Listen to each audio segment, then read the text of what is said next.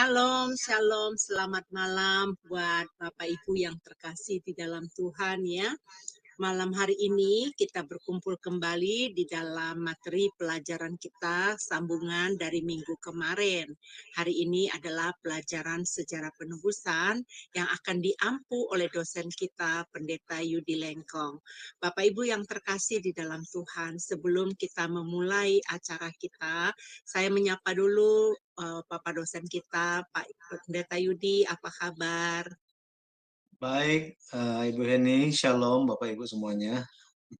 Ya, salam juga buat teman-teman yang ada di live streaming karena saya lihat saat ini sudah ramai orang di live streaming untuk menonton acara kita ya.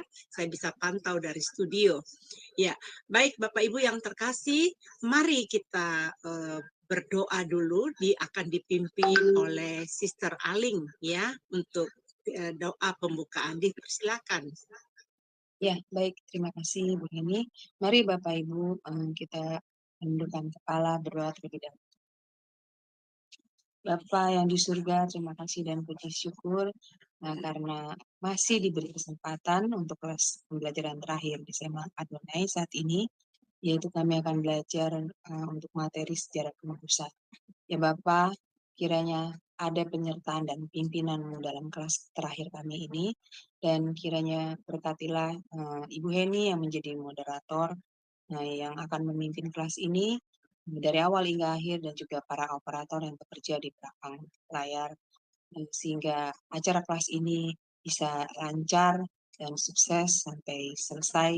Demikian juga internet kami, kiranya juga Engkau berkati ya Tuhan, sehingga tidak ada satupun halangan yang menghambat pembelajaran kami. Dan berkati juga Pak Pendeta Yudi Palungan yang akan Pak Pendeta Yudi Lengkong yang akan menyampaikan kebenaran firman-Mu pada saat ini.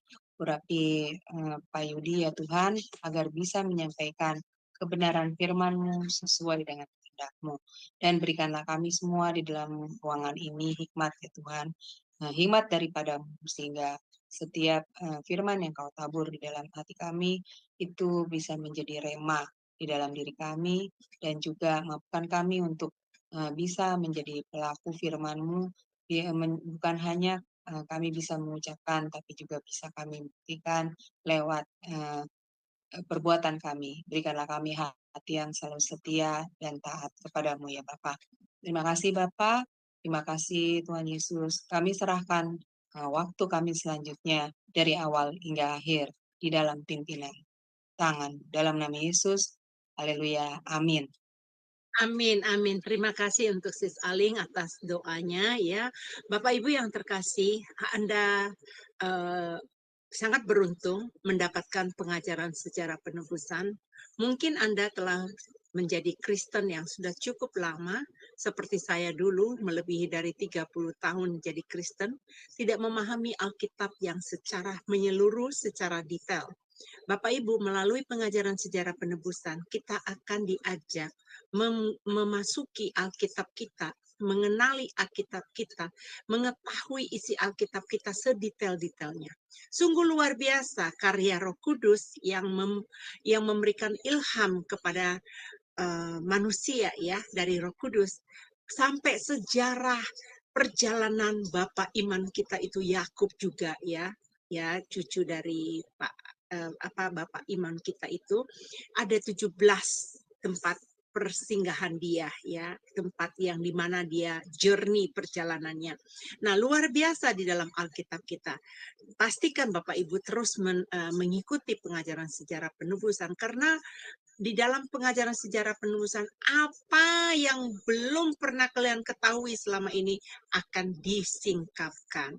Oleh sebab itu, kita akan memberikan waktu kepada Bapak Pendeta Yudi untuk memaparkan pengajaran ini. Dipersilakan, Pak. Baik, Shalom Bapak Ibu sekalian yang terkasih. Kita akan melanjutkan pelajaran kita dari minggu sebelumnya.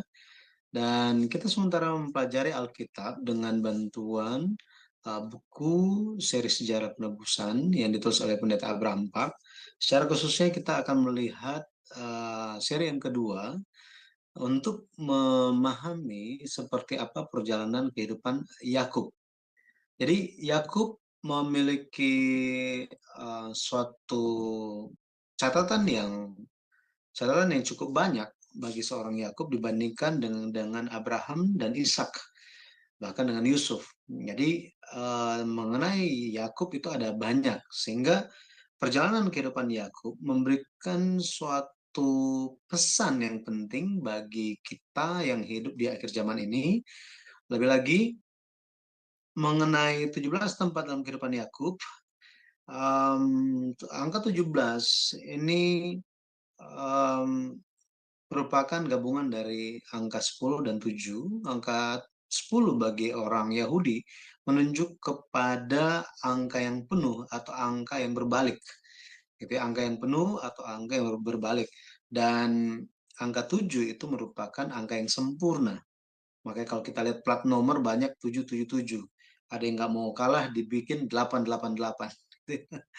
Nah, tetapi kita bisa melihat bahwa 10 dan 7 memiliki makna yang sangat mendalam, sehingga angka 17 Pendeta Abraham Park melihat itu sebagai satu angka kemenangan, ya, satu angka kemenangan. Dan kalau kita sedikit lebih lanjut lagi tentang angka 17 ini, di dalam Alkitab sebenarnya ada beberapa hal yang menunjukkan yang bisa ditampakkan dengan angka 17 ini. Yang salah satu kita akan lihat tentang 17 tempat dalam kehidupan Yakub. Nah, dalam kehidupan Yakub itu dibagi oleh Pendeta Abraham Park untuk lebih mudah mempelajarinya. Itu dalam 7 tahap. Ya. 7 tahap. Yang pertama dari kelahiran di tahun 2006 sebelum Masehi sampai berusia 76 tahun. Kemudian tahap kedua itu dari 76 tahun sampai berusia 96 tahun. Jadi 20 tahun di rumah Laban atau di Padan Aram.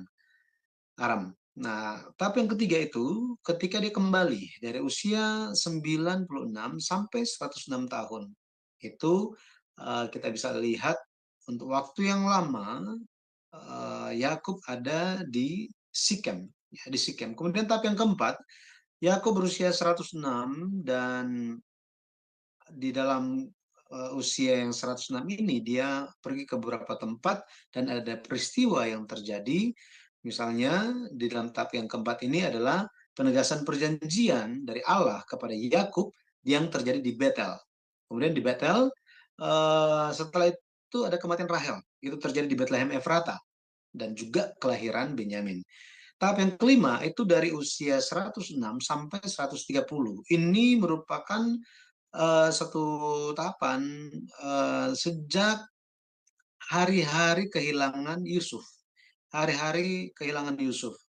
Nah, tahap yang keenam itu dari usia 130 sampai 147 tahun. Ini dia ada bersama dengan Yusuf selama 17 tahun. Nah, tadi saya bilang di awal tadi ya, muncul angka 17. Ini memiliki suatu makna bagaimana pada akhirnya melewati segala kesengsaraan kehidupan dia, Yakub dia menang. Dia menang. Segala penderitaan dia, hari-hari yang suram, pada akhirnya semuanya selesai ketika dia bisa berkumpul kembali dengan Yusuf dan dia bisa bersama lagi dengan Yusuf selama 17 tahun. Dan tahap yang terakhir itu tentang berfokus kepada kematian Yakub, secara khususnya mengenai iring-iringan pemakaman Yakub, bagaimana dari Mesir mereka membawa Yakub dan dikuburkan di tanah Kanaan. Jadi sejak tahun 2006 sebelum Masehi sampai Yakub itu mati di tahun 1859 sebelum Masehi. Nah, kita telah belajar sampai kepada, jadi ini ada petanya, kita selalu belajar itu sampai ke Sikem, ya, yang ke Sikem. Jadi tahap yang pertama itu dari sumur Lahairoi sampai ke Gerar atau lembah Gerar, kemudian ke Beersheba yang nomor 3 ini. Setelah itu jalur yang berwarna merah, gitu ya. Merah ini untuk perjalanan yang panjang dia pergi ke Luz atau Bethel, kemudian melanjutkan sampai ke Padan Aram atau Haran, ini di sebelah utara, tempat yang paling utara, ya. Ini sudah di luar tanah Kanaan. Dari sana dia 20 tahun dia kembali. Ini rute yang warna hijau, terus sampai ke Sikem. Kita terakhir di Sikem. Ya, membahas di Sikem, Yakub membeli tanah, sebidang tanah di Sikem, dan ada peristiwa yang terjadi di sana. Dina diperkosa, kemudian Simeon dan Lewi membunuh semua laki-laki yang ada di kota Sikem. Dan hal ini membuat Yakub, keluarga Yakub itu dalam keadaan yang krisis, ya, bahaya. Tetapi Allah tetap melindungi mereka. Allah menimpakan teror dan kedahsyatannya sehingga semua suku-suku bangsa di sekitar Sikem tidak menyerang keluarga Yakub. Ya, jadi Allah tetap menjaga dan melindungi mereka.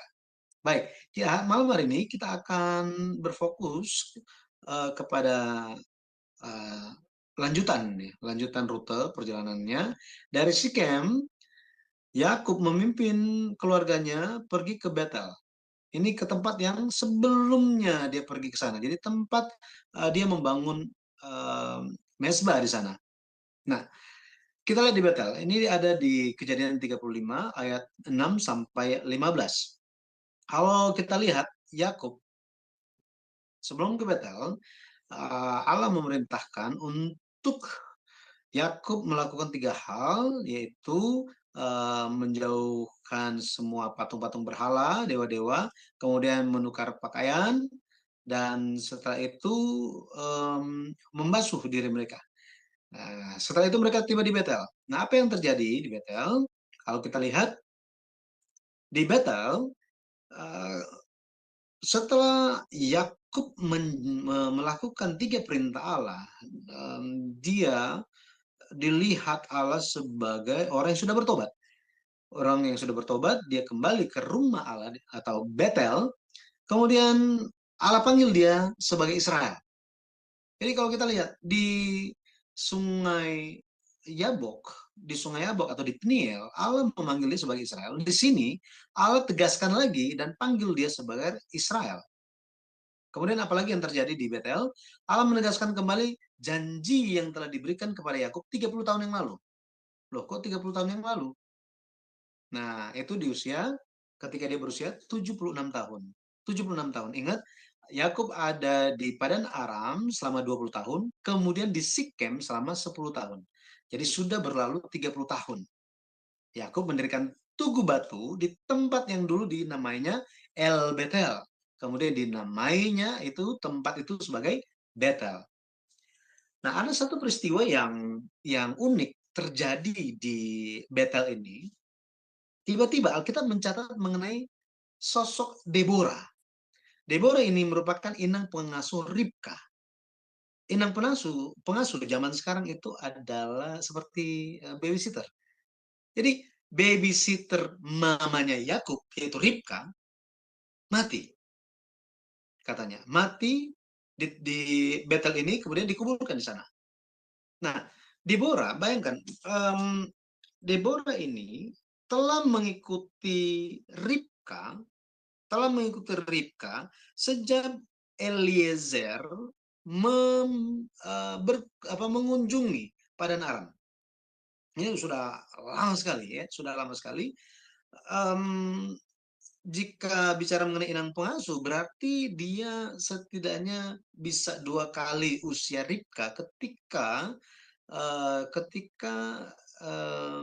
Ribka itu dipinang, gitu ya, dipinang dan dibawa sebagai istri bagi Ishak. Tetapi mengenai Deborah ini, Alkitab mencatatnya secara khusus. Bahkan Yakub dan rombongannya ini menangisi kematian Deborah. Jadi Deborah itu, kalau kita lihat, Deborah adalah inang pengasuh mamanya Yakub, sehingga Deborah itu seperti neneknya dia. Neneknya dia. Nah, ini kita bisa lihat Deborah selain Eliezer yang dikenal sebagai hamba dari Abraham, ada juga seseorang yang bernama Deborah, yang sangat setia, yang mendampingi Ribka, bukan hanya mendampingi Ribka, tetapi sampai Ribka punya anak dan sudah besar, dan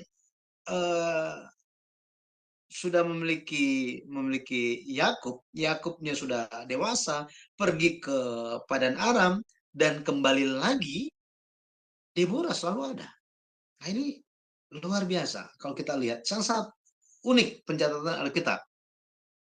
Dan Deborah memiliki arti lebah madu. Di dalam Alkitab memang Deborah banyak orang kenal sebagai nama seorang hakim perempuan di kitab Hakim-Hakim. Nah, arti nama Deborah adalah lebah madu. Zaman dulu, inang pengasuh ini tokoh yang sangat penting dan dihormati seperti halnya ibu. Jadi Deborah itu dianggap seperti ibunya Ribka. Jadi Deborah ini menempati posisi yang sangat terhormat karena Yakub melihat dia sebagai neneknya, gitu ya, neneknya. Mengenai Deborah ini nanti secara detail bisa dibaca kisahnya di buku seri Sejarah Perubusan seri yang kedua ya, yang sedang kita pelajari. Saya rekomendasikan untuk Bapak Ibu saudara-saudari memilikinya untuk lebih mengenal mengenai Deborah ini. Nah, oke. Dari Betel, setelah Yakub menguburkan Deborah, dia melanjutkan perjalanan dan tiba di Bethlehem Efrata. Di Bethlehem Efrata, tempat yang ke-12 dalam perjalanan kehidupannya. Bethlehem Efrata, Kejadian 35 ayat 18 sampai 20. Di usia 106 tahun atau di tahun 1900 sebelum Masehi, Rahel melahirkan Benyamin, tetapi lahiran itu sangat sulit sampai Rahel meninggal. Kalau kita lihat, Rahel dia menamai Ben-Oni gitu ya, Ben-Oni, tetapi jadi anak yang menderita gitu ya, anak yang menderita, anak yang kasihan. Tetapi Yakub merubah nama yang diberikan itu dengan Benyamin, yang berarti anak tangan kanan. Anak tangan kanan. Jadi tangan kanan itu Ben Amin gitu ya. Ben anak laki-laki. Tapi ini tangan kanan. Jadi merupakan nama yang menampakkan suatu pengharapan akan kemenangan. Rahel melahirkan Benyamin di Bethlehem Efrata dan dia mati di sana, Rahel. Yakub menguburkan Rahel di sisi jalan menuju Bethlehem. Ya, Bethlehem. Ini adalah Bethlehem yang sama dengan tempat kampung halaman dari Daud. Ya, Daud. Di kemudian hari Daud lahirnya di mana? Di Bethlehem. Lebih lagi, Yesus Kristus lahir di Bethlehem. Yesus Kristus lahir di Bethlehem Efrata. Sebenarnya mereka bukan tinggal di sana. Mereka hanya kampung halamannya saja. Karena mereka suku Yehuda. Mereka aslinya, domisili aslinya itu ada di Nazaret. Memang mereka orang Nazaret. Orang Galilea mereka. Tetapi mereka pergi ke Bethlehem, dan lahir di sana untuk menggenapi. Mereka tidak sadar mengenai hal itu, tetapi Allah membimbing mereka, pada akhirnya mereka menggenapi apa yang menjadi nubuat di dalam Perjanjian Lama. Oke, itu peristiwa yang terjadi di Bethlehem. Kemudian Yakub melanjutkan perjalanannya sampai ke tempat yang ke-13 yang ini, gitu ya, tempat yang ke-13 itu di Migdal Eder namanya, Migdal Eder. Ya, menara pengawas, ya, menara pengawas. Migdal Eder, ini tempat sini. Ya, ada titiknya di sini. Jadi dia terus jalan menuju ke selatan. Ke tempat mana? Ke Beersheba, di mana Ishak tinggal. Ya, Ishak tinggal di Beersheba. Baik, Migdal Eder. Jadi Yakub masang kemah di sana, dan ada satu peristiwa yang terjadi di situ. Kalau kita baca di Kejadian 35 ayat 21 dan 22, Yakub dengar kabar bahwa Ruben anaknya yang pertama tidur dengan Bilha. Bilha ini adalah hamba Rahel. Kita bisa bayangkan ini masih terjadi di tahun yang sama. Belum lama waktu berlalu sejak kematian dari Rahel. Tetapi dalam kedukaan tersebut, Yakub mendengar kabar tentang Ruben tidur dengan Bilha. Hal ini sangat membawa kesesakan, menambah kesesakan dan duka cita bagi hati Yakub. Jadi kita bisa lihat penderitaannya itu bukan kalau kita itu bertubi-tubi datangnya, ya. Di kota Sikem, bahkan di Padan Aram, dia ada stres yang sangat besar, penderitaan yang sangat besar karena Laban. Kemudian dia dikejar-kejar oleh Laban. Dia masih bergumul juga dalam ketika mau pulang kampung dia akan bertemu dengan Esau, tapi dia bisa lewati semuanya. Tapi sejak di Sikem, kalau kita lihat, Allah memelihara dan melindungi mereka. Yang terjadi di Bethlehem, istri yang dikasihnya meninggal. Jadi kalau kita bisa lihat, Yakub sangat sedih. Lebih lagi, Yusuf kehilangan mamanya. Yusuf pada waktu itu baru berumur sekitar 16 tahun. Sekitar 16 tahun. Makanya ketika mereka di Migdal Eder, kita bisa bayangkan betapa susahnya hati Yakub ketika mendengar kabar Ruben tidur dan Bilha. Di kemudian hari, kalau kita baca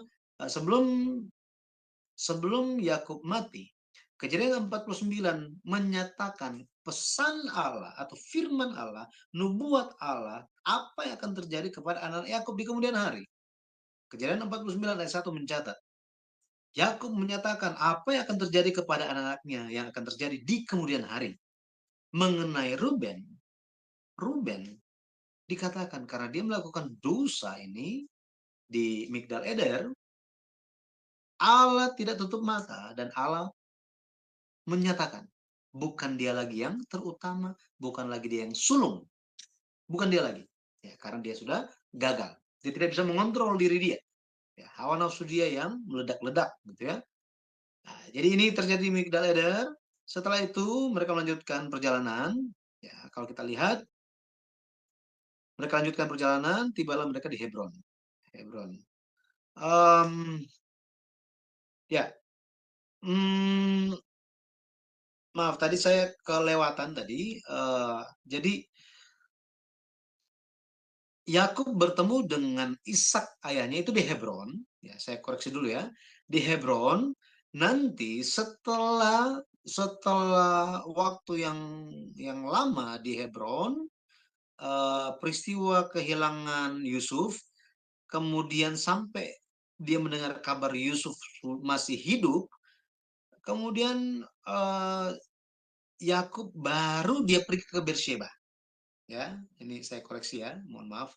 Jadi dia pergi ke Beersheba. Di Beersheba, di tempat yang ke-15 ini, Yakub mendapat jaminan dari Allah supaya dia jangan takut untuk pergi ke Mesir. Ya, supaya dia jangan takut pergi ke Mesir. Ya, ini saya koreksi dulu mengenai tempat yang terjadi di Hebron. Jadi Yakub bertemu kembali dengan Ishak. Pada waktu itu Yusuf berusia 16 tahun. Kalau kita baca di Kejadian pasal 37, Kejadian pasal 37 mencatat bahwa Yusuf berusia 17 tahun ketika dia dijual ke Mesir. Jadi kalau kita bisa lihat bahwa Yusuf bertemu dengan Ishak kakek dia, itu setidaknya ada 1 tahun, sekitar 1 tahun, ya, sekitar 1 tahun.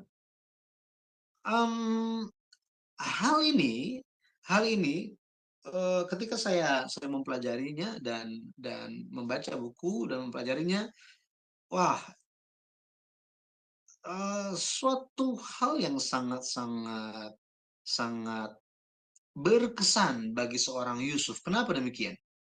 Kita perlu ingat, dari antara 12 anak Yakub, ya, kita kesampingkan dulu Benyamin masih kecil gitu ya. Di sini ketika Yusuf itu dijual ke Mesir, Benyamin berumur sekitar 1 tahun. Ya, kita kesampingkan dulu itu. Tetapi dari antara semua anak Yakub, yang paling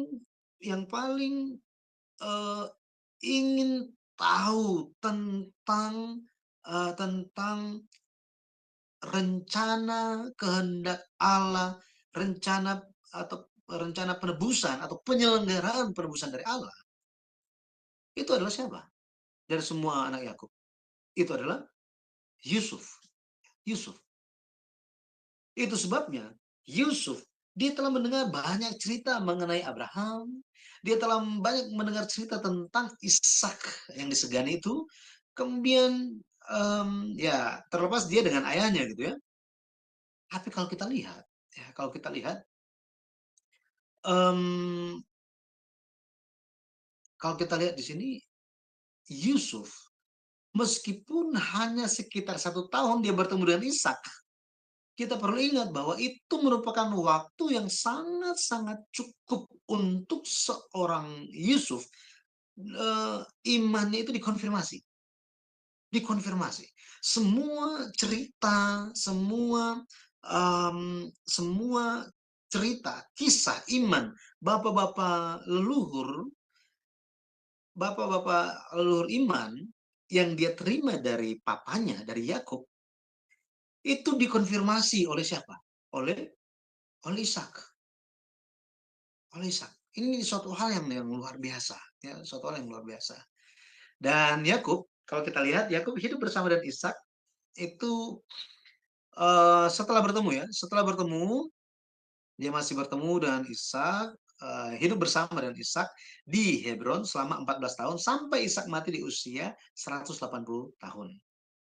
Nah, jadi setelah kehilangan Yusuf, kemudian 14 tahun kemudian Ishak mati, Yakub sendirian. Ya, Yakub sendirian. Wah, ini suatu hal yang sangat-sangat ya menyesakkan hati dia, gitu ya, menyesakkan hati dia. Nah, selama 10 tahun nggak ada teman untuk menghibur dia. Jadi ketika Yusuf dijual ke Mesir, Ishak menjadi teman bagi Yakub. Ya, memang papanya, tetapi menjadi penghiburan baginya. Ya, siapa lagi yang menjadi penghiburan? Ya, jadi ketika saya baca Alkitab seolah-olah apa? Mereka tidak bertemu lagi, atau tidak ada sesuatu yang terjadi, tidak ada yang bisa ditampakkan. Tetapi lewat buku sejarah penebusan ini sangat-sangat membantu karena pendeta Abraham Pak itu mengalami pencerahan Roh Kudus, dia bisa melihat benang merah bagaimana pewarisan iman perjanjian itu dilanjutkan, bukannya dilewat-lewat dan pindah-pindah begitu saja, bukan. Tetapi itu diteruskan. Lewat cara apa? Lewat cara suara. Lewat mulut. Ya, mewariskan iman dengan mulut. Makanya mulut kita itu harus digunakan untuk apa? Untuk mewariskan iman. Untuk menyampaikan firman. Untuk saling menghibur, saling mendukung satu sama yang lain demi pekerjaan Tuhan. Dan makanya itu kalau kita lihat di mana? Di Petrus dikatakan apa? Dikatakan bahwa barang siapa ingin melihat hari-hari baik harus menjaga bibirnya, katanya. Harus menjaga bibirnya. Jadi mulut kita kiranya senantiasa berbicara tentang kehendak Tuhan, sukacita, gitu ya. Nah, tentu ada kasih karunia dan berkat Tuhan bagi kita. Baik, di Hebron itu yang terjadi. Setelah itu kalau kita lihat Beersheba, ya, Beersheba ini merupakan tadi saya katakan di Hebron setelah waktu banyak berlalu di Hebron, Yakub mendapat kabar bahwa Yusuf masih hidup. Jadi ketika kelaparan besar terjadi,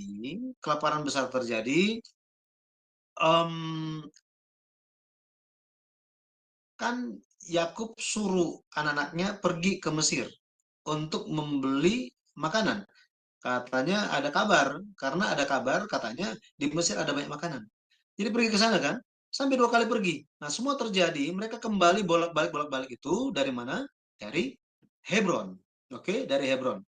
Mereka mendapatkan kabar juga bahwa Yusuf itu masih hidup. Ternyata mangku bumi di Mesir itu adalah Yusuf.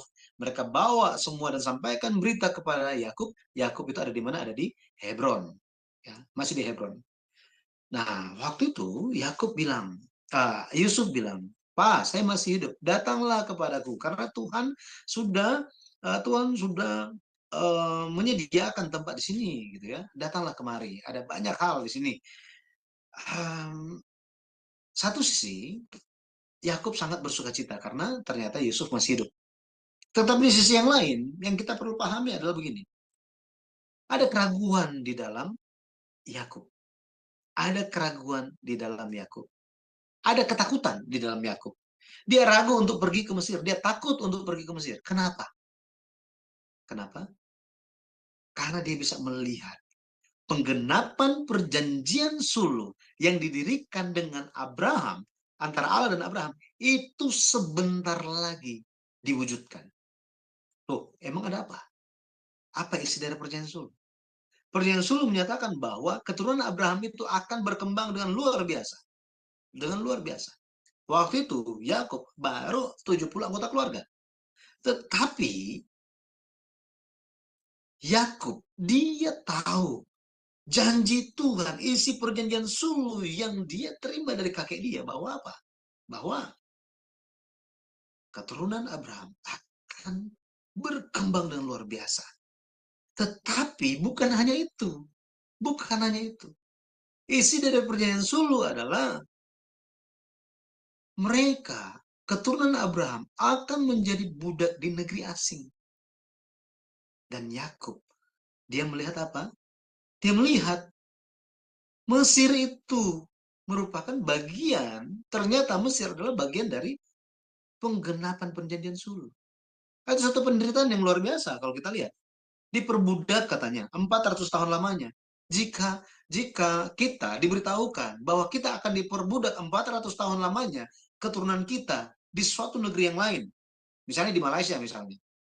Terus akhirnya kita mau nggak mau harus pergi ke sana. Bukankah ada keraguan di dalam kita?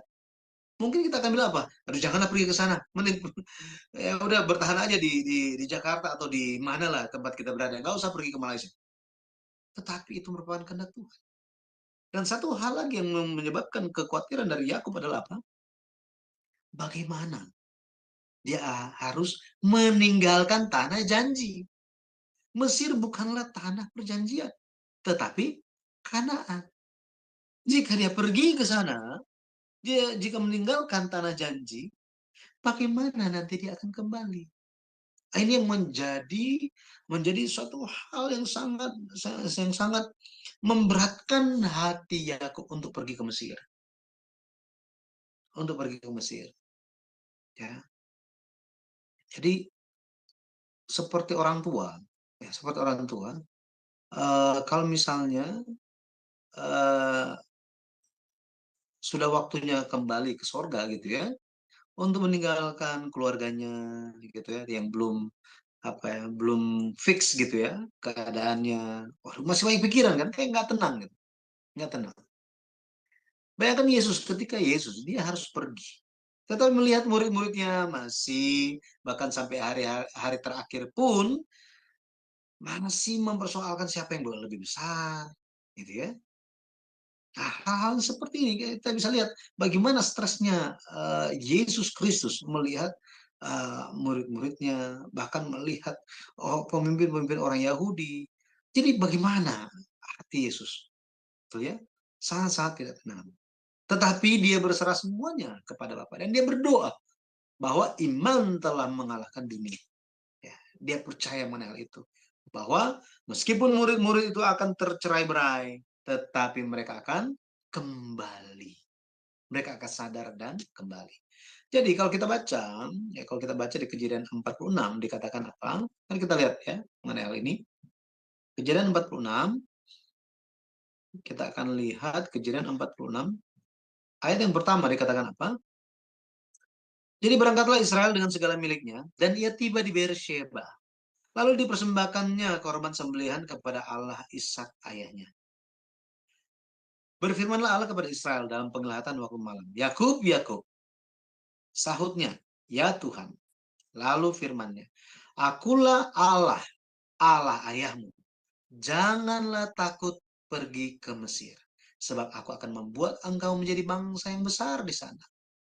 Tuhan janji lagi apa? Aku sendiri akan menyertai engkau pergi ke Mesir, dan tentulah aku juga akan membawa engkau kembali. Dan tangan Yusuflah yang akan mengetupkan kelopak matamu nanti. Lalu berangkatlah Yakub dari Beersheba, dan anak Israel membawa Yakub ayah mereka beserta anak dan istri mereka, dan mereka menaiki kereta yang dikirim Firaun untuk menjemputnya. Kita bisa lihat di sini, Allah mengenal hati manusia, Allah mengenal hati Yakub. Akulah Allah, Allah ayahmu, katanya. Allah Ishak itu. Jangan takut pergi ke Mesir. Kalau dulu kepada Ishak, ketika kelaparan terjadi, Ishak sudah terpikir mau pergi ke Mesir. Tetapi Allah bilang apa kepada Ishak? Jangan pergi ke Mesir. Jika engkau tinggal di sini, aku akan memberkati kamu. Makanya dia tinggal di lembah Gerar. Dia diberkati dengan luar biasa. 100 kali lipat. Menjadi sangat kaya. Tetapi sekarang, Allah mengenal hati dari Yakub. Dan Allah bilang, jangan takut pergi ke Mesir. Maka, bagi kita hari ini pun, rencana Tuhan itu pergi kemana? Ketika rencana Tuhan itu pun ada dalam kita, mari kita maju. Jangan khawatir. Sebab apa katanya? Allah menyertai kita. Nah ini. Itu sebabnya Immanuel itu bukan baru diperkenalkan di kitab Yesaya dan di perjanjian baru. Allah beserta. Allah beserta.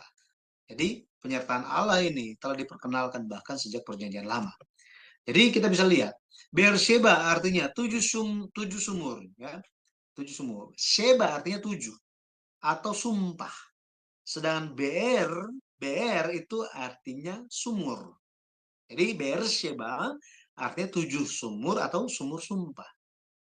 Nah, jadi kenapa Beersheba? Ya, kenapa Beersheba? Yang pertama, Beersheba itu tempat Abraham Ishak menerima penegasan perjanjian sulh. Ini penegasan perjanjian sulh. Pada akhirnya bukan hanya kepada Abraham, bukan hanya kepada Ishak, tetapi juga kepada Yakub Allah menegaskan janjinya. Itu sebabnya Yesus menggenapi semuanya. Yesus menggenapi semuanya karena Abraham, Ishak dan Yakub adalah orang hidup.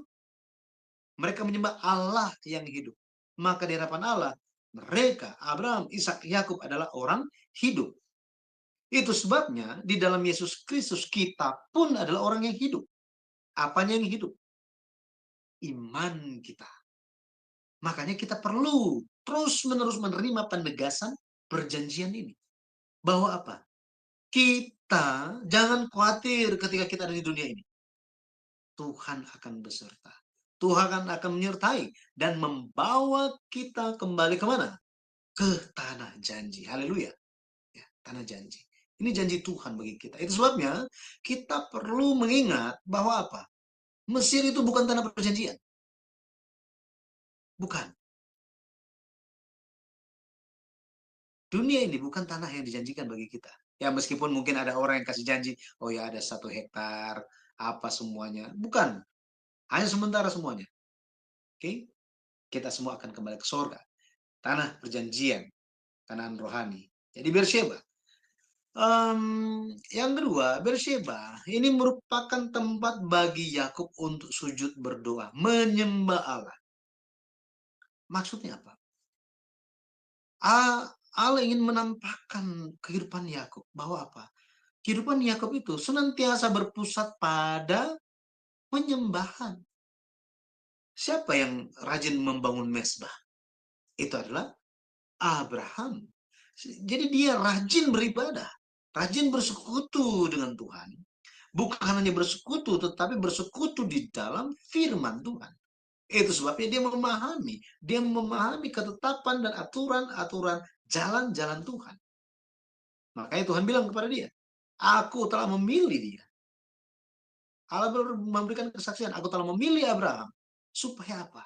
Supaya jalan-jalan Tuhan, ketetapan dan aturan Tuhan, hukum Tuhan, diceritakan kepada keturunan-keturunannya. Nah, jadi seperti ini. berpusatkan kepada Allah. Jadi iman dari Abraham itu bahkan sampai kepada siapa? Cucunya. Dia hidup beribadah senantiasa. Luar biasa beribadah. Jadi setelah beribadah, baru dia ambil keputusan. Ya, mengambil keputusan. Kalau kita lihat doa seperti apa yang Yakub naikkan di Beersheba. Ya, Pendeta Abraham mencoba menjabarkan mengenai hal ini. Ada suatu pelajaran di dalam berdoa. Bahwa doa yang Yakub naikkan di Beersheba itu adalah doa yang mengatasi situasi. Doa dengan iman yang mengatasi situasi. Mereka tidak bisa mengelak pergi ke Mesir. Ya. Dia tidak tahu apa yang akan di depan. Tetapi Yakub, dia ingin memulai, dia ingin menjalani, dan mengakhiri segala sesuatu dengan doa. Dengan doa. Dia meninggalkan rumah dia. Ini suatu hal yang sangat-sangat berat. Ya, namanya pindah rumah gimana coba? Bukan cuma di dalam satu kota, pindah negeri ini. Ya, pindah negara. Sangat berat. Kemudian doa dengan segenap jiwa. Doa yang berserah. Doa yang berserah. Inilah doa yang Yakub naikkan di Beersheba. Akhirnya ketika kita berdoa pun, kita berdoa dengan iman yang mengatasi situasi. Situasi apapun di depan kita, mari kita berdoa dengan iman. Kita bisa mengatasi semuanya karena Allah beserta. Berdoa dengan segenap jiwa. Berdoa dengan berserah kepada Tuhan. Apapun yang terjadi di depan, Tuhan yang menjaga. Jadi pada akhirnya doa sejati dijawab oleh Allah itu ini melepaskan semua diri, ya, diri sendiri, pikiran sendiri. Hanya apa? Berserah dan tanya Tuhan, apa yang menjadi kehendak-Mu? Aku menanti-nantikan. Jadi kalau kita lihat dia menunggu konfirmasi dari Allah. Allah tidak berlambat-lambat. Allah tidak berlambat-lambat. Allah langsung jawab Yakub. Ini luar biasa, luar biasa. Ya, ada 4 janji itu nanti bisa dibaca di Kejadian 46 ayat 3 sampai 4. Jadi Yakub pergi ke Mesir itu bukan karena kelaparan atau bukan untuk bertemu dengan Yusuf, bukan. Awalnya gara-gara bertemu awalnya Mesir itu karena di sana ada makanan kan. Pergi ke Mesir supaya apa? Oh, supaya bisa terhindar dari kelaparan. Pergi ke Mesir kenapa? Oh, karena Yusuf ada di sana. Yang hilang setelah didapatkan kembali. Wah, aku akan pergi ke sana. Bukan itu lagi. Awalnya mungkin itu. Motivasi pergi ke Mesir. Alasan pergi ke Mesir. Tetapi sekarang, Yakub pergi ke Mesir gara-gara apa? Gara-gara Allah suruh dia ke sana. Allah suruh dia ke sana. Ya, jadi dia bisa pergi. Hari sini kalau kita bisa lihat, ya, dari Beersheba tempat yang ke-15 dia pergi dan perjalanan yang jauh. Ini sejauh sekitar 310 km. Ini jauh sekali ya. Entah ini dari Jakarta sampai di mana ini, saya juga nggak tahu nih. Ya, sampailah mereka ke Goshen. Ya, Goshen. Di Goshen kalau kita lihat usia Yakub itu 130 tahun. 130 tahun. Mereka menetap di Goshen. Yakub hidup bersama dengan Yusuf selama 17 tahun. Dan ada hal-hal yang sebenarnya terjadi, kita tidak bisa bahas itu dengan lebih detail lagi. Jadi kembali saya menyarankan untuk membaca buku Sejarah Penubusan seri yang kedua, Pertemuan yang Terlupakan, edisi 2. Ya, edisi yang kedua, karena lebih jelas lagi dibuat detail oleh Pendeta Abraham Park tentang kehidupan Yakub. Apa yang terjadi di Goshen, gitu ya. Kemudian di usia 147 tahun, pada saat itu sebelum meninggal, Yakub minta kepada Yusuf supaya dia dikuburkan di Gua Makpela di Hebron. Terus apalagi yang dilakukan sebelum mati? Dia memberkati kedua anak Yusuf, yaitu Efraim dan Manasya. Lebih lagi, Yakub menegaskan perjanjian tentang tanah Kanaan dan wariskan Sikem. Sikem. Ya, ini kita telah belajar di tentang Sikem dan Yusuf ya, hubungan Ishak dan Sikem dan Yusuf, penggenapan perjanjian Sulu. Dan terakhir di Kejadian 49, sebelum menutup matanya, Yakub memberkati 12 anaknya. Ya, lebih kepada bukan lebih memberkati, tapi lebih kepada menyatakan apa yang akan terjadi di masa depan. Ya, jadi yang terakhir itu bagaimana? Dari Goshen itu kalau kita lihat dari Goshen ini yang nomor 16 ini kita bisa lihat rutenya yang terakhir ini, tahap yang ke-7. Berputar ya, berputar sampai menelusuri tempat ya dekat Peniel, Mahanaim, Sukot, Sikem. Ini merupakan tempat yang kalau kita lihat ini ada satu tempat yang dinyatakan dalam Alkitab itu adalah Goren Haatat atau Abel Mizraim. Abel Mizraim di sini.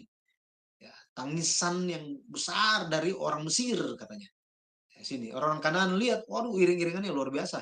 Apa yang terjadi? Oh itu apa? Iring-iringan orang Mesir yang luar biasa besar gitu ya. Itu terjadi Abel Mizraim di sini. Nanti kita akan lihat di bagian kesimpulan kenapa mesti melewati rute yang sejauh ini, sekitar 692 km dari Goshen pergi ke Hebron dengan cara memutar. Ya, memutar. Ya. Jadi Gua Makpelah sesuai dengan wasiat Yakub pada tahun 1859 sebelum Masehi, Yusuf dan anak-anaknya menguburkan Yakub di Gua Makpelah di tanah Kanaan, di Hebron. Ya, mereka meratap 7 hari lamanya di Abel Mizraim, ratapan orang Mesir. Mizraim itu nama kuno dari Mesir, Mizraim. Ya. Oke, kenapa Yakub tidak langsung ke Hebron tapi berputar ke seberang Sungai Yordan? Kenapa demikian? Ya, alasannya karena ada peristiwa penting, ya, peristiwa penting dalam hidup Yakub ketika dia menerima nama barunya, yaitu Israel. Di mana dia terima nama baru? Di Peniel. Ingat ya, di Sungai Yabok. Kan malaikat itu tanya kan, nama kamu siapa? Loh, malaikat masa nggak tahu namanya siapa. Tetapi ingin mengungkapkan, supaya Yakub memberikan pengakuan identitas manusia lama dia. Setelah dia mengaku dengan ketulusan dan keterbukaan dengan penuh berserah, barulah Allah bisa mengganti namanya. Mengganti nama itu menunjuk kepada memiliki tugas dan masa depan yang baru, gitu ya, tugas dan masa depan yang baru. Jadi pergi ke melewati Peniel. Kenapa? Disitulah Yakub menerima nama baru yaitu Israel.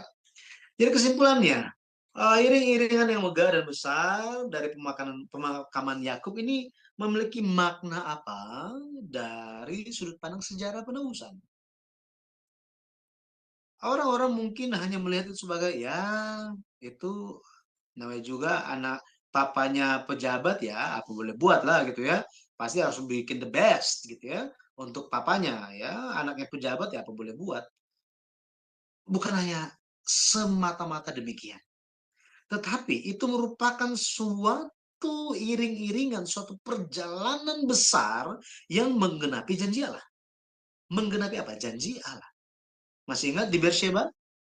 Kejadian 46 ayat 3-4. Allah janji ia akan membawa Yakub pulang ke Kanaan. Allah janji.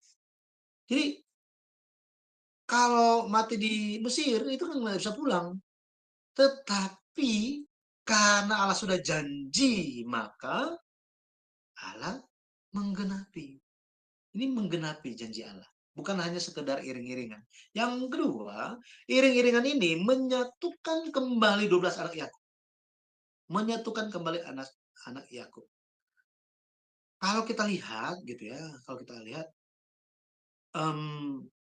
bisa bayangkan perjalanan 692 kilo itu jauhnya minta ampun kan? Itu jauhnya minta ampun. Bayangkan kalau misalnya mereka tidak satu hati. Harus capek lah kita ini ngapain ini jauh sekali. Ya sudahlah di sini aja kita kuburin, papa juga nggak tahu. Atau ya sudah kita kremasi aja lah, simple kan, sederhana sekali lah. Buat apa itu capek-capek? Sederhana itu, kita pakai modern aja. Nah, tetapi tidak bisa. Ya. Mereka berfokus kepada perjanjian, firman perjanjian, pesan terakhir yang ditinggalkan oleh ayahnya. Mereka harus menjadi satu. Hanya ketika menjadi satu hati, bekerja bersama-sama, maka janji Tuhan bisa digenapi. Itu sebabnya kita sebagai anak Tuhan harus bekerja dengan satu hati, bekerja sama supaya kehendak Tuhan itu bisa maju, ya bisa maju. Kemudian iring-iringan ratapan besar ini membawa kesadaran dan pertobatan. Ingat goren haatat, goren haatat. Atat ini memiliki arti semak duri. Atat memiliki arti semak duri. Maka dari sudut pandang sejarah penebusan, kita bisa memahami bahwa mereka meratapi selama 7 hari tentang kematian Yakub ini di Goren Haatat yang dikenal sebagai tempat yang banyak duri, semak duri. Ini mengingatkan anak-anak Yakub betapa perjalanan kehidupan Yakub itu penuh dengan penderitaan yang tidak habis-habisnya. Ya, kita menderita mungkin banyak itu ya. Tetapi kalau kita bandingkan dengan Yakub, ya mungkin Yakub lebih banyak menderita dibandingkan kita gitu ya. Dia itu non-stop menderitanya. Stresnya minta ampun dari semua bidang. Wah, akan tetapi selama 7 hari mereka berdoa, mereka meratap, mereka bertobat. Mereka apa? Ya, seperti ini ekspresinya, melepaskan satu persatu duri yang tertancap pada tubuh ayahnya. Karena papanya itu stres gara-gara siapa? Bukan gara-gara orang luar, gara-gara anaknya. Jadi orang tua banyak menjadi stres bukan gara-gara orang yang lain, gara-gara anaknya. Jadi kita bisa lihat kita pun perlu melihat bagaimana Yesus Kristus telah menderita untuk kita. Nah, makanya kita pun harus menyenangkan hati Tuhan. Caranya bagaimana? Lewat berbalik kepadanya dan mencari kehendaknya. Ya, mencari kehendaknya. Yang keempat, iring-iringan ini hendak mewujudkan perdamaian lewat kebesaran hati dan pengampunan Yusuf. Setelah ayahnya mati, kalau kita baca di Kejadian 50 ayat 20 dan 21, adik-adik saudara-saudara Yusuf itu menjadi takut. Waduh, papa waktu papa masih ada, setidaknya mungkin ya Yusuf nggak ngapa-ngapain gitu ya, masih lurus pikirannya. Tapi sekarang papa udah nggak ada lagi. Wah, kalau Yusuf berubah pikiran gimana? Jadi kalau kita lihat saudara-saudara Yusuf ini, mereka itu bahkan sampai selesai pemakaman dari ayahnya, sampai mereka kembali ke Goshen, mereka tetap belum paham tentang rencana Allah lewat semua yang terjadi dalam hidup mereka.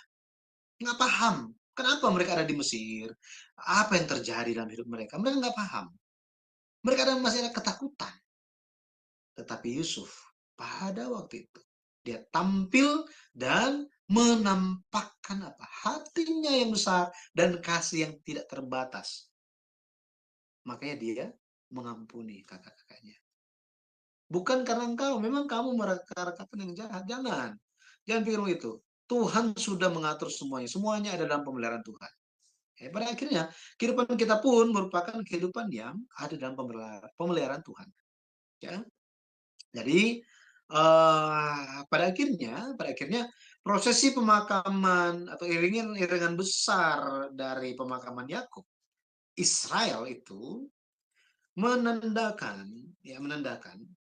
di kemudian hari atau menubuatkan apa yang akan terjadi di kemudian hari, bahwa Eksodus, iring-iringan besar dari Eksodus itu akan terjadi sesuai dengan nubuat perjanjian sul, bahwa seluruh keturunan Israel, seluruh keturunan Abraham atau bangsa Israel, 12 suku, semuanya kembali ke tanah janji.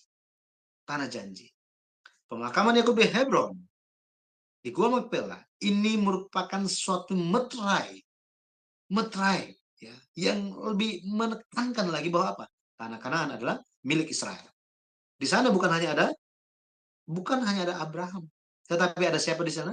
Ada Ishak. Dan ada siapa? Yakub. Allah Abraham, Allah Ishak, Allah Yakub. Allah orang hidup. Jadi di tempat di mana iman orang hidup itu ada, pada akhirnya pekerjaan besar Tuhan itu akan dipulihkan, digenapi. Saya berdoa dalam nama Tuhan Yesus Kristus, di tempat kita masing-masing, ketika iman yang hidup ada di dalam kita dan bekerja dengan kuat, maka pekerjaan besar dari Allah akan digenapi lewat kehidupan kita dan keluarga. Tuhan Yesus memberkati. Saya kembalikan kepada Ibu Heni. Silakan Ibu. Ya, terima kasih Bapak Pendeta Yudi yang telah menjelaskan secara luar biasa ya. Jadi kita sudah belajar tempat-tempat Yakub, dia pergi kemana saja, dan ada peristiwa-peristiwa apa yang terjadi, dan juga di usia berapa ya dia ke sana. Menarik bukan? Anda senang kan untuk belajar ini? Kalau saya sih senang sekali ya, jadi membantu saya untuk memahami isi Alkitab yang seutuhnya. Apakah Bapak Ibu bersedia mau bertanya sesuatu, tolong diangkat tangannya ya. Tetapi terlebih dahulu saya akan membacakan yang di live chatting Bapak Kenel. Dia bertanya begini, Bapak Pendeta, saya mau bertanya, di Sikem Yakub tidak menjaga nazarnya.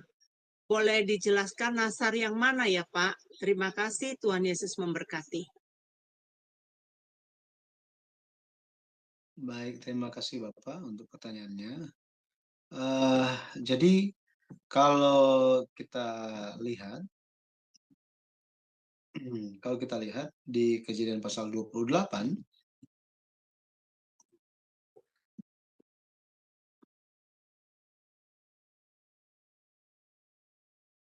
ketika Yakub pergi, sebentar saya share ya langsung supaya bisa lihat ayatnya. Ya, di Kejadian pasal 28, Yakub ketika dia melarikan diri dari Esau, dia pergi ke Padan Aram, Mesopotamia. Dia tiba di satu tempat yang namanya Luz, dan dia mengalami mimpi di sana. Dia mimpi, dan kalau kita lihat, setelah dia mimpi, kalau lihat di ayat 12, itu ada sebuah tangga katanya ujungnya sampai di langit. Malaikat Allah itu turun naik di tangga itu. Dia menyadari bahwa itu merupakan rumah Tuhan, gitu ya. Dia kasih nama Betel, tempat itu. Dan waktu itu di dalam mimpinya, Tuhan berdiri di samping dia ketika dia lagi melihat, dan Tuhan memperkenalkan bahwa Tuhan adalah Allah Abraham dan Allah Ishak. Dan Allah janjikan kepada dia tentang tanah Kanaan. Dan keturunannya itu akan menjadi banyak sekali. Kemudian ayat yang ke-15, kalau kita lihat, jadi Allah menjanjikan bahwa dia akan menyertai Yakub kemanapun Yakub pergi, dan Allah akan membawa Yakub kembali ke tanah Kanaan. Allah tidak akan meninggalkan dia, tetapi akan melakukan semua yang dijanjikannya. Ketika dia bangun, Yakub bangun dari tidurnya, jadi dia memahami bahwa Allah ada di tempat itu. Ya. Waktu itu, ayat yang ke-20 dikatakan, lalu bernazarlah Yakub. Ini, bernazarlah Yakub, jika Allah akan menyertai dan akan melindungi aku di jalan yang kutempuh ini, memberikan kepadaku roti untuk dimakan dan pakaian untuk dipakai, sehingga aku selamat kembali ke rumah ayahku, maka Tuhan akan menjadi Allahku. Dan batu yang kudirikan sebagai tugu ini akan menjadi rumah Allah. Dari segala sesuatu yang engkau berikan kepadaku, akan selalu kupersembahkan 1/10 kepadamu. Di sini kita lihat Yakub bernazar.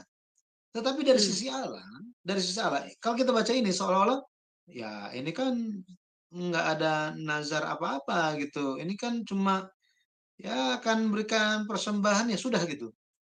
Ya. Tetapi kalau kita lihat, dia bicara apa? Dan batu yang kudirikan sebagai tugu ini akan menjadi rumah Allah. Di tempat itu dia akan menyembah Allah, membayar nazarnya. Di kemudian hari setelah berlalu 30 tahun,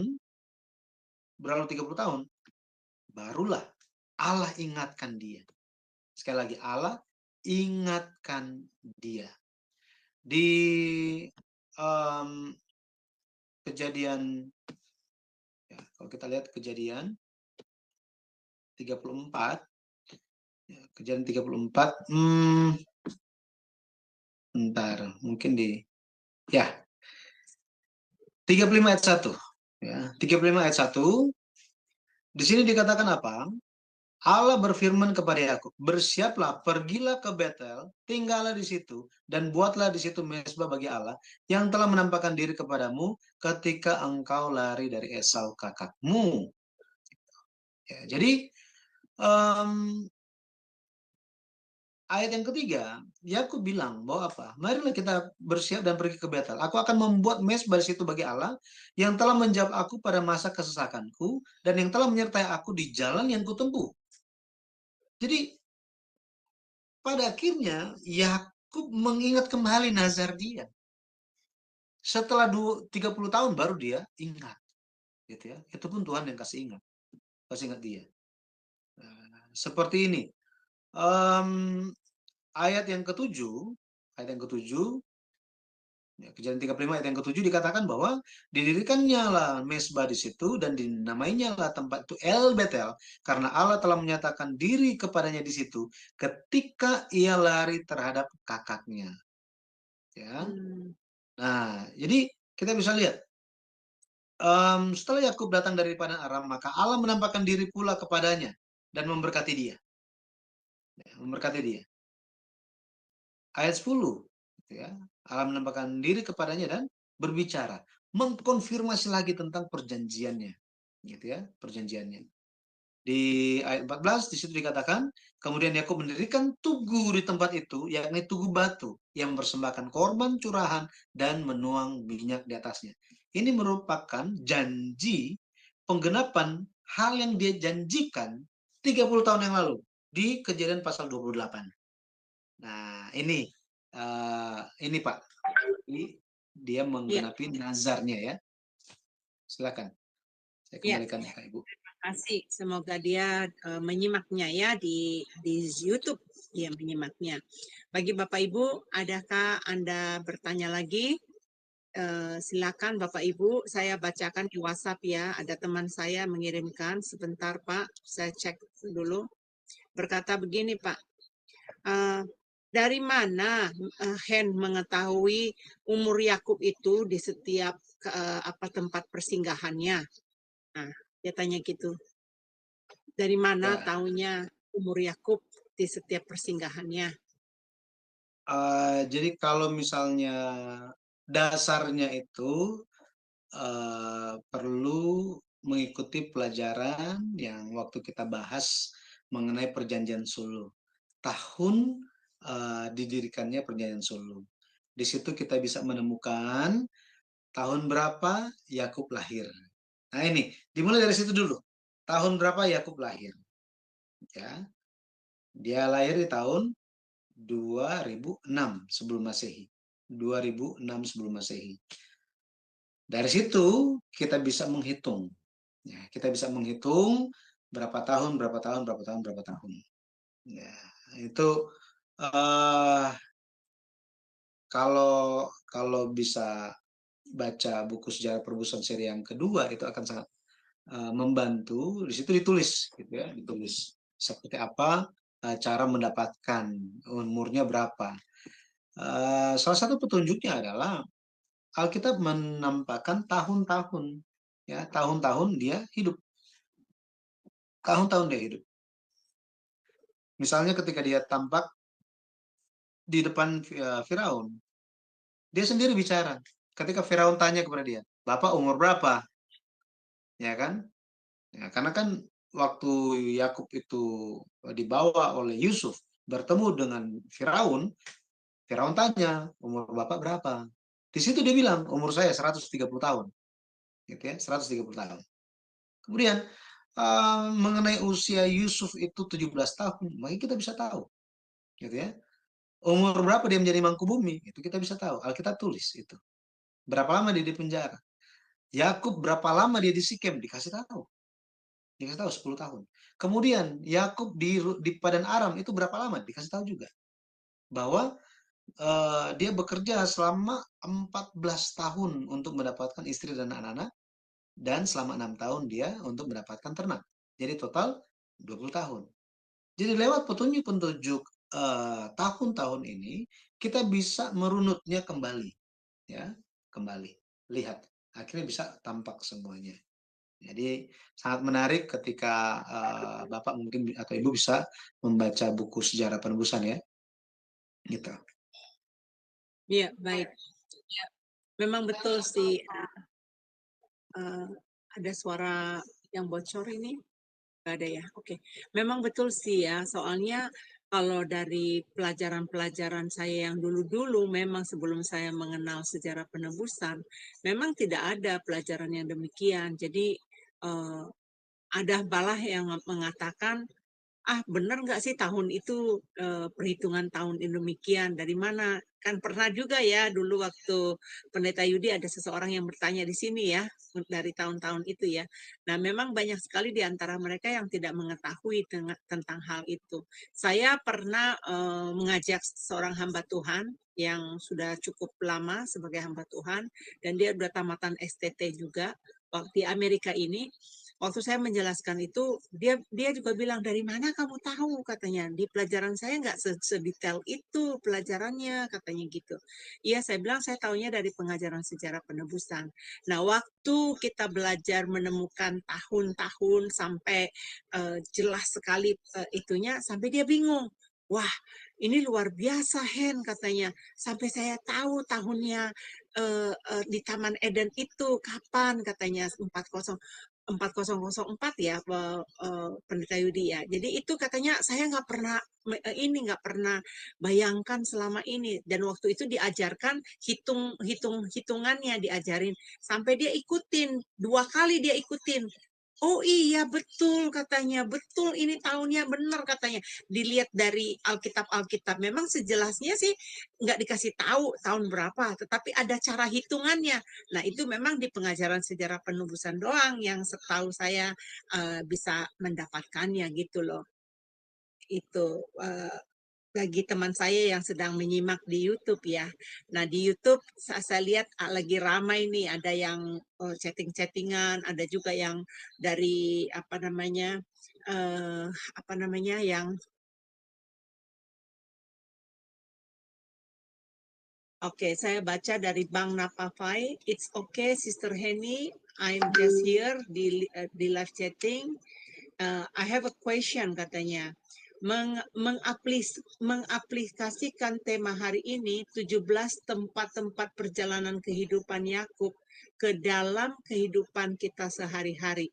Itu bisa dipahami nggak, Pak Pendeta? Maksudnya bagaimana mengaplikasikan 17 tempat perjalanan kehidupan Yakub ke dalam kehidupan kita sehari-hari. Itu pertanyaan Bang Nafapai. Baik, kita diberikan nasihat untuk mengikuti jejak kaki Kristus, benar ya? Ini nasihat Yesus Kristus, dan rasul-rasul juga mengajarkan hal yang sama. Tetapi kalau kita lihat, ketika Yesus menjelaskan tentang dirinya sendiri, Yesus menggunakan kitab-kitab suci. Lukas 24 ayat 27, ayat 44, kemudian Yohanes 5 ayat 39, dan banyak bagian Alkitab yang lain menyatakan hal tersebut. Bahwa Yesus Kristus itu datang sesuai dengan kitab suci. Nah, itu sebabnya ketika kita melihat bapak-bapak leluhur iman, banyak orang hanya melihat bahwa bagian-bagian tertentu, misalnya, oh, adegan Ishak memikul kayu bakar menuju naik ke atas Gunung Moria, ini menggambarkan apa yang akan terjadi, bahwa Yesus Kristus memikul salib, ya, sebagai tanda pengorbanan untuk dirinya sendiri di atas kayu salib. Demikian juga Ishak itu akan menjadi korban itu sendiri, gitu ya, korban itu sendiri. Jadi Ishak menggambarkan Yesus Kristus. Adegan Ishak memikul kayu bakar naik ke atas Gunung Moria, ini menggambarkan di kemudian hari Yesus Kristus memikul kayu salib ke atas Golgota. Padahal bukitnya berbeda gitu ya. Tetapi orang kita semua memahami seperti itu. Nah, Pendeta Abraham Park membawa kita untuk jangan hanya melihat hal hanya itu saja, tetapi mari kita melihat dari sudut pandang sejarah penebusan, bagaimana rencana Allah itu, campur tangan Allah, penyertaan Allah, itu masuk ke dalam setiap tokoh-tokoh di dalam Alkitab. Dalam tema hari ini, ada 17 tempat kemana Yakub itu pergi.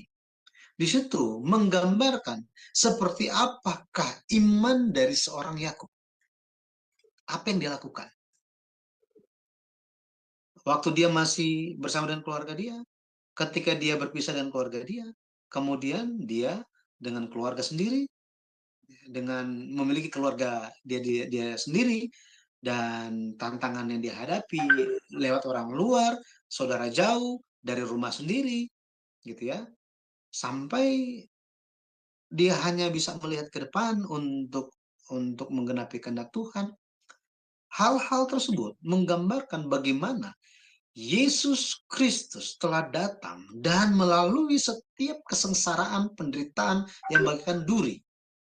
Tetapi, seperti tadi dikatakan, 17 menggambarkan, kembali lagi ya, menggambarkan kemenangan. Kemenangan. Yakub pada akhirnya menang. Dia menang. Seperti arti namanya kan? Israel. Menang. Ya, pemenang. Bergumul melawan Allah dan manusia, dan telah menang. Ya, kalau kita panggil nickname-nya, dia pemenang. Yesus pun tampil sebagai pemenang. Di mana dia tampil sebagai pemenang? Di atas kayu salib. Di atas kayu salib. Ya. Tetapi kita jangan pisahkan, ini satu paket dengan apa? Kebangkitannya. Ya. Jadi kematian dan kebangkitan Yesus Kristus itu merupakan kemenangan bagi umat Tuhan. Nah, sama seperti itu bagi kita hari ini, perjalanan kehidupan Yesus, perjalanan kehidupan Yakub ini memberikan kepada kita pengajaran. Pengajaran bagaimana kita hidup hari ini. Akan ada penderitaan dari berbagai macam sudut, berbagai macam hal. Tetapi bertahanlah, kita pasti menang. Yesus bilang apa? Yang bertahan sampai pada akhirnya akan selamat katanya. Akan selamat. Immanuel, Yesus pun selalu menekankan, Allah, Bapakku menyertai aku. Bapakku menyertai aku. Dia nggak bilang aku menyertai aku, tetapi bilang apa? Bapakku menyertai aku. Yakub selalu berbicara, Allah telah menyertai aku. Allah telah menyertai aku. Jadi Immanuel yang ditunjukkan oleh Yesus Kristus secara real itu telah digambarkan sebelumnya lewat kehidupan Yakub dalam hal ini, ya, dalam hal tema ini. Sama seperti itu hari ini, Immanuel itu bukanlah sesuatu hal yang abstrak di pikiran kita atau suatu hal yang kita hanya pikirkan bahwa oh ya ketika saya susah Tuhan itu ada. Tidak semudah itu. Tidak semudah itu. Betul ya? Kalau kita lihat kehidupan Yakub, itu sangat keras. Sangat-sangat berat.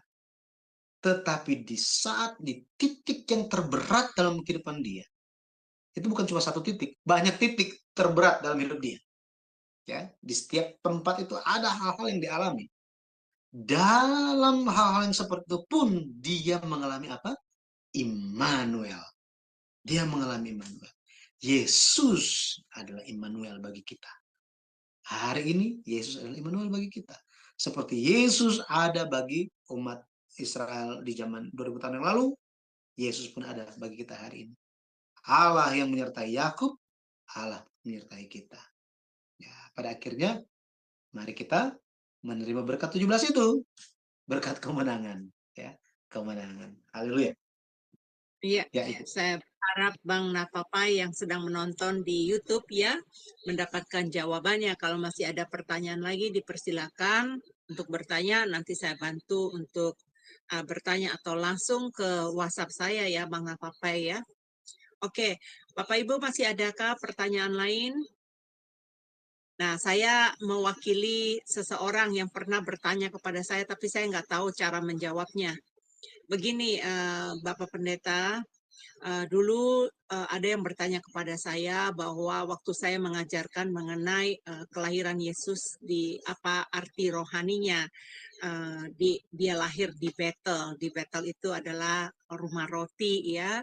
Kemudian saya mengajarkan bahwa dia lahir di kandang binatang ya. Kenapa di kandang binatang? Dan pada saat itu suasana masih dalam keadaan bukan siang hari, gelap. Apa tandanya gelap? Bahwa dunia ini penuh dengan kegelapan. Jadi terang itu harus datang ke dunia, yaitu Yesus Kristus itu adalah terang yang datang ke dunia. Kemudian saya mengajarkan bahwa arti rohani bahwa Yesus lahir di kandang binatang itu ada artinya karena manusia tanpa hikmat dari Tuhan itu adalah binatang. Itu di kitab Pengkhotbah, kitab Mazmur ada mengatakan hal demikian. Dan kemudian dia mengatakan kepada saya, Hen, saya pernah diajarkan oleh seseorang bahwa Yesus itu bukan lahir di kandang domba, katanya. Jadi di middle actor itu. Nah, tadi kan jadi saya teringat tadi pertanyaannya karena ada tempat persinggahan setelah Rahel meninggal ya, dan Rahelnya meninggal dan didirikan tugu itu di middle actor. Nah, di middle actor itu menurut sejarah Yahudi itu adalah tempat penyimpanan binatang-binatang yang mau dipersembahkan. Jadi korban-korban persembahan. Jadi di situ dibuat tempat perkumpulannya katanya. Nah, ini simpang siur di sana, tetapi saya meyakinkan bahwa memang betul Yesus dilahirkan karena dari arti rohani bahwa manusia itu perlu firman setiap hari, yaitu makanan rohani kita di dalam Matius 4 ayat 14, hidup manusia itu bukan dari roti saja, tetapi setiap firman yang keluar dari mulut Allah, yaitu firman Allah. Dan Yesus itu adalah makanan kita. Tentunya kita bukan makan Yesus begitu ya, tetapi firmannya itu harus kita makan untuk makanan rohani kita. Nah, bagaimana cara menjelaskan ini kepada teman saya, Bapak Pendeta Yudi, untuk lebih jelasnya? Silakan. Jadi kita perlu ingat bahwa apa yang terjadi kepada Yesus Kristus itu sepenuhnya sesuai dengan kitab suci. Sesuai dengan kitab suci. Nabi Mika telah bernubuat. Ya, Nabi Mika telah bernubuat. Mika 5 ayat 2 bahwa di Bethlehem Efrata, ya, disitulah itu akan lahir, gitu ya, akan lahir. Bahkan hal ini dikonfirmasi oleh ahli-ahli Taurat yang dipanggil oleh Herodes ketika dia menyambut kedatangan orang Majus. Ya, orang Majus datang menemui dia, di manakah raja orang Yahudi yang baru lahir itu? Oh, kaget Herodes kan? Herodes tanya ke ahli Taurat, dan ahli Taurat bilang apa? Di Bethlehem, sesuai dengan firman Tuhan. Nah, tempatnya masih ada sampai hari ini, Bethlehem itu. Jika pembuktian secara alkitabiah dan historisnya sudah seperti itu, maka ketika muncul suatu apa namanya, suatu hmm, suatu pandangan yang baru atau suatu apa ya, mungkin ide yang baru atau apalah yang baru, bukankah semua harus dikonfirmasi dengan bukti alkitabiah dan bukti historis? Jika itu tidak sesuai dengan bukti alkitabiah dan secara historis, maka pandangan itu tidak perlu diperhatikan. Kalangan akademis juga, teologi ya, meyakini hal yang sama. Seperti itu. Jika historisnya sudah ada, sudah jelas, dan alkitabiahnya sudah jelas, terus ada pandangan-pandangan yang berbeda dari antara itu, kita tidak perlu memperhatikannya. Bahkan tidak perlu menjadi suatu referensi. Gitu. Tidak perlu menjadi referensi. Jadi saya tidak bisa menjelaskan mengenai Migdal Eder ini karena ini merupakan tempat yang berbeda dengan Bethlehem.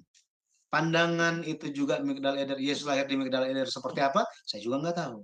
Saya juga tidak mau memperhatikan hal tersebut. Kenapa? Karena itu tidak terbukti secara historis, tidak sesuai secara historis dan secara alkitabiah. Jadi tidak perlu kita lanjut. Saya mau menjelaskan tentang sesuatu yang bukan ada dalam Alkitab, ya saya juga mohon maaf, saya kurang mengenal itu. Oke, Ya, Ibu. saya sekarang terima kasih karena itu pandangan Yahudi ya. Jadi mereka mengambilnya dari pandangan Yahudi. Baik, nggak apa-apa. Kira-kira masih adakah dari teman-teman semua yang masih mau bertanya? Oke, kayaknya sudah nggak ada lagi. Bapak Pendeta Yudi dipersilakan tutup closingnya, statement closingnya, dan berdoa buat kami semuanya. Baik, Bapak Ibu, perjalanan 17 tempat perjalanan kehidupan Yakub ini menggambarkan bagaimana pada akhirnya bangsa Israel akan kembali ke tanah janji. Bagaimana mereka itu dari tempat perbudakan akan kembali ke tanah janji, di mana mereka bisa menjadi umat perjanjian yang diikat menjadi satu dengan Tuhan. Hal ini memberikan suatu pengharapan kepada kita bahwa janji Tuhan itu adalah benar dan pasti dikenapi. Yesus Kristus, dia mati supaya jalan bagi kita kembali kepada Bapa itu dibuka lebar. Pada akhirnya hanya lewat Yesus saja kita bisa memperoleh kemenangan. Di dalam dunia ada banyak hal yang bisa mempengaruhi kita, bahkan iman kita. Tetapi Yesus mengatakan, aku telah mengalahkan dunia. Dan apa yang telah mengalahkan dunia itu? Itu adalah iman kita. Jadi kiranya lewat pelajaran Alkitab dengan referensi buku sejarah penebusan, khususnya seri kedua yang ditulis oleh Pendeta Abraham Park, mari kita seperti halnya himbauan dan kerinduan dari Pendeta Abraham Park, mari kita terus berjalan beriringan dalam pengembaraan kita kembali ke kerajaan surga. Kita kembali ke dalam kerajaan surga sambil menanyakan kepada bapak-bapak leluhur iman kita yang ada di dalam Alkitab, bagaimana bisa bertahan di dunia, bagaimana supaya iman kita diperkuat, dan bagaimana kita bisa kembali ke tanah, kampung halaman, negeri surgawi kita. Ya, kampung surgawi kita. Ya, Tuhan Yesus kiranya memberkati kita semua dan kita bisa memperoleh berkat kemenangan. Jadi orang-orang yang menang bersama-sama dengan Yesus yang telah menang. Haleluya. Mari kita berdoa. Allah Bapa yang hidup, kami mengucap syukur malam hari ini Engkau telah memberkati kami dengan firman-Mu. Lewat referensi buku sejarah penebusan yang ditulis oleh Pendeta Abraham Park, kami mengucap syukur karena Engkau telah menuntun kami dalam memahami kehendak Tuhan yang tersembunyi di balik 17 tempat dalam kehidupan Yakub. Pada akhirnya Yakub di dalam hidupnya yang penuh dengan duri, dengan penderitaan, dia memperoleh kemenangan. Dan satu hal yang dia pegang bahwa Allah adalah Allah yang menyertai dia. Allah di atas perjanjian yang pasti menggenapi janji. Demikian pun kami. Kami mengucap syukur karena Yesus Kristus ada bagi kami. Dia menjadi juru selamat Tuhan bagi kami. Dan kami pun dipimpin untuk bisa kembali ke dalam kerajaan surga. Kampung halaman surgawi kami. Kiranya Bapak Engkau yang berikan kepada kami semua pertumbuhan iman.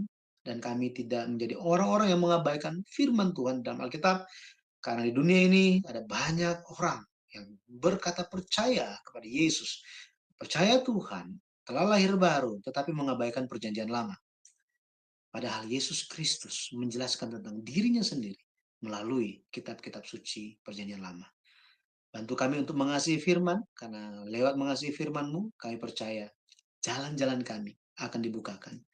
Kami percaya Engkau yang akan menjadi bagian kehidupan kami dan senantiasa mencurahkan berkat bagi kami. Ketika ada pergumulan yang sedang kami hadapi, dalam kesehatan, keluarga, pendidikan, masa depan anak kami, dalam pelayanan kami, dalam kehidupan kami setiap hari, Bapa, tolong berkatilah kami. Dan bimbingan Roh Kudus-Mu bantu kami supaya bisa menang.